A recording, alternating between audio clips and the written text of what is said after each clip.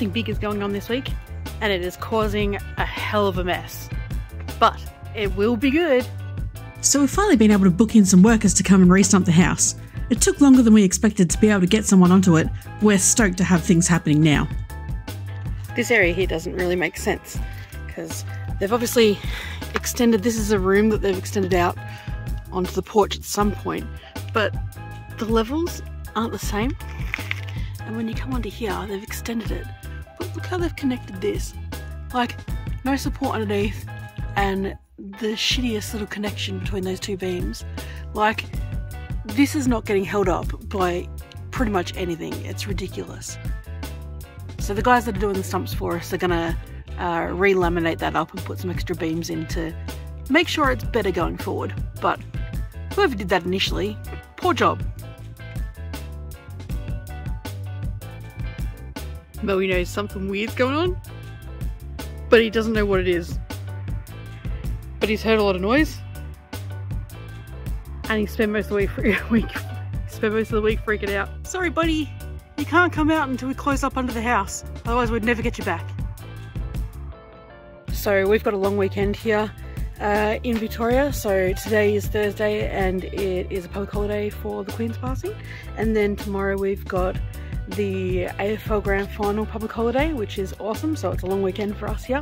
And then we're planning on Monday or Tuesday, the boys are going to be able to fill the concrete stumps underneath, and we will be done by the end of next week. So that's exciting. We can definitely feel the difference in the floor inside. It's not perfect, and they said that they were never going to be able to make it perfect everywhere, but it's a heck of a lot better than what it used to be like. So time to start doing renos indoors after this gets sorted, I guess. Might have to save some more douche first, because this isn't a cheap exercise.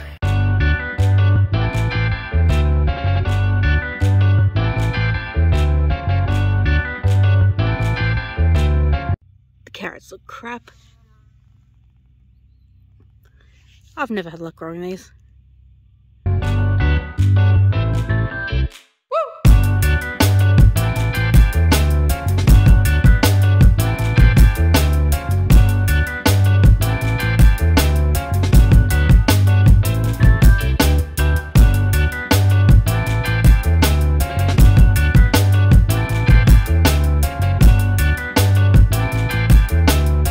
Quietly, when we got the mulch and soil delivered, the guy got bogged in the paddock. It was pretty funny, but he needed a big truck to come pull him out. Unfortunately, he did make a good mess of the paddock while he was at it.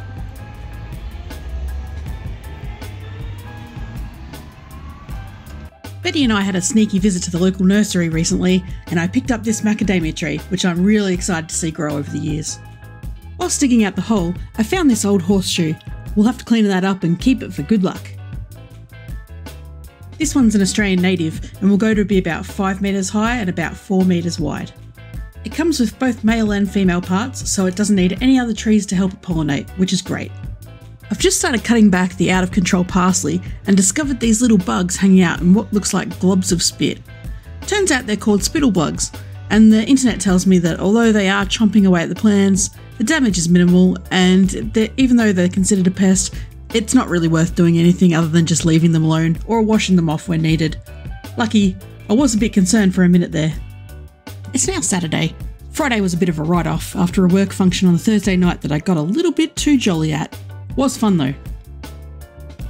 Since mowing the lawn, heaps of flowers have come up. I know they're technically weeds, but they do look pretty, and I'm not mad about them being everywhere.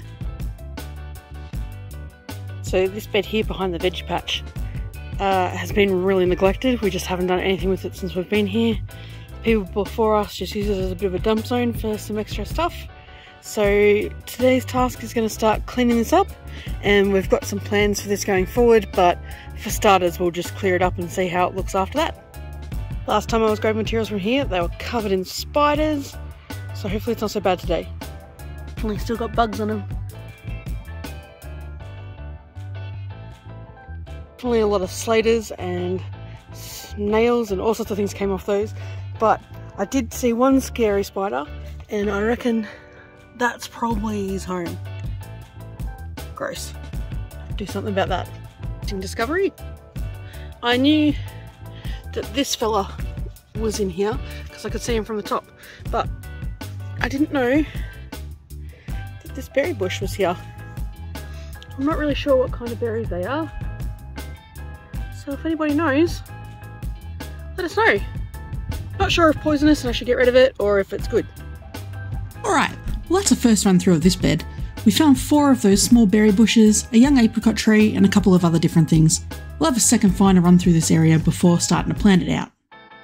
We'll have to do something to fix this siding as well. Something that's a weird one for us this year compared to our past endeavours is the success of the snow peas. We've tried growing different varieties in the past and never had much success, which has led us to overplanting a bit this year, and the plants have gone wild. Especially these Yucamo giant snow peas. We could have planted half the amount and been happy. I've been attempting to trim it back in areas and reduce some of the leaves through the middle to ensure that it gets a good amount of airflow and sunlight to prevent any issues, but we'll see how we go. It's just started turning from flowers into snow peas, and this is probably what I'll be munching away on mostly through the next few months. These snow peas near the tool shed are known as climbing snow peas.